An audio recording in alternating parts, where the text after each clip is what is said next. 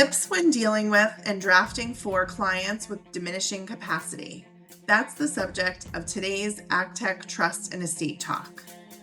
Welcome to ACTEC Trust and Estate Talk from the American College of Trust and Estate Counsel, a professional society of peer-elected trust and estate lawyers in the United States and around the globe. This series offers professionals best practice advice, insights, and commentary on subjects that affect our profession and clients. And now, our ACTEC Fellow host with today's topic. This is Tony Ann Cruz, ACTEC Fellow from New York. ACTEC Trust and Estate Talk has shared several podcasts over the past few weeks on attorneys' professional responsibilities when interacting with clients that have partial or full incapacity and their families.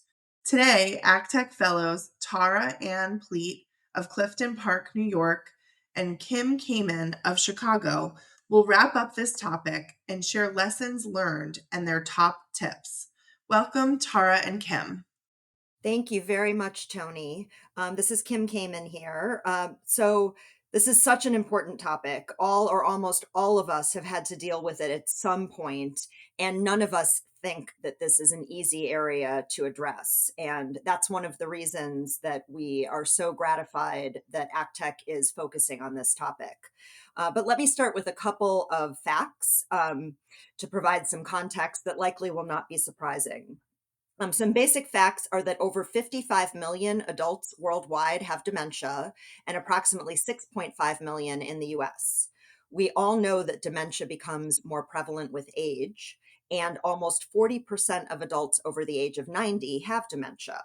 With longer lifespans, about a third of seniors currently die with Alzheimer's or another form of dementia. And we've seen Alzheimer deaths increase almost 150% between 2007 and 2017, and they're expected to triple between now and 2050. So only about 0.04% of Americans die with a taxable estate. And yet, think about how much time we as estate planning professionals spend talking about transfer taxes and how to plan for avoiding them. Meanwhile, as I just said, about a third of Americans are likely to have dementia. And yet, so many of us do not spend time as a group thinking about these issues, talking about them, and trying to solve for them.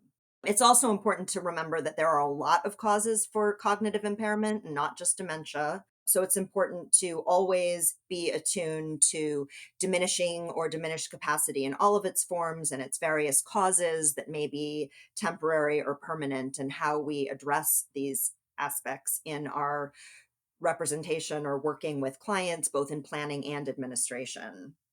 Tara?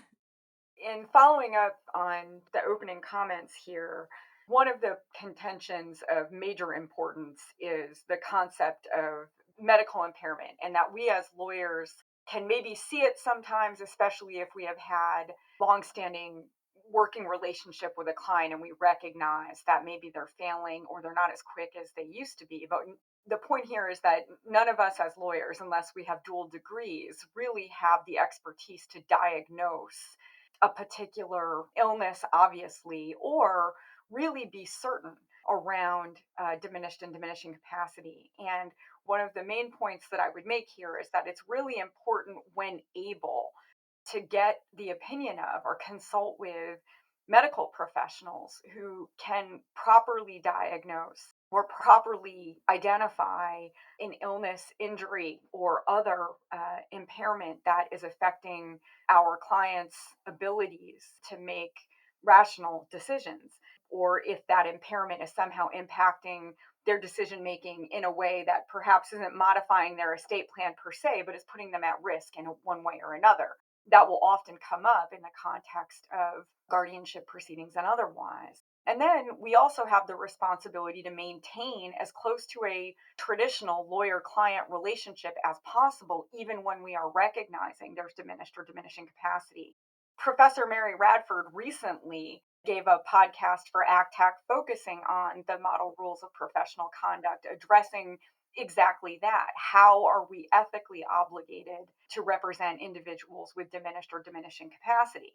As estate planners, principally, and as estate litigators, we're often looking at how diminished and diminishing capacity is addressed in legal documentation from a planning standpoint, or maybe if there was no planning, or that capacity loss was not picked up or adequately addressed from in a proactive way.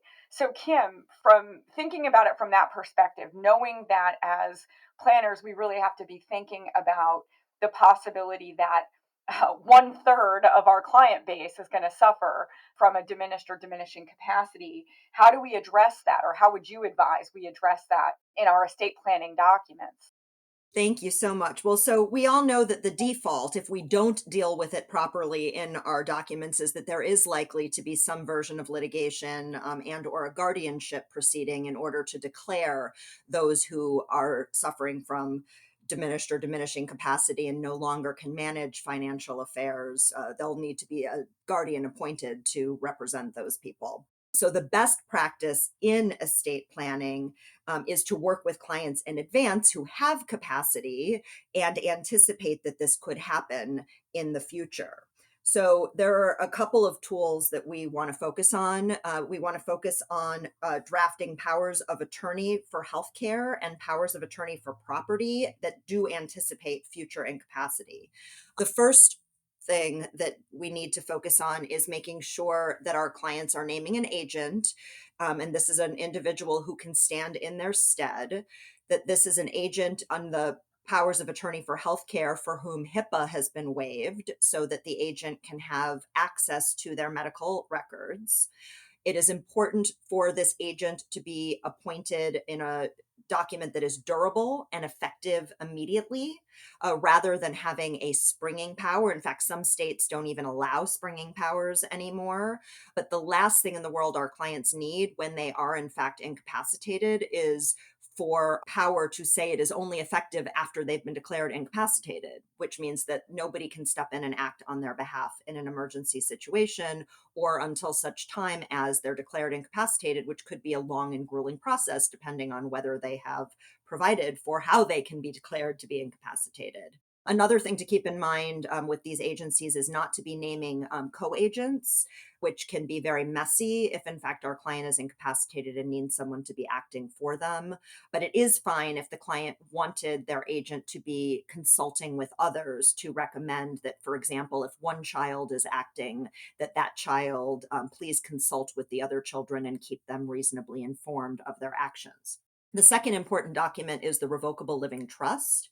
And the existence of a revocable living trust is often touted as an option to help avoid the need for guardianship, because a fully funded revocable living trust can avoid both guardianship.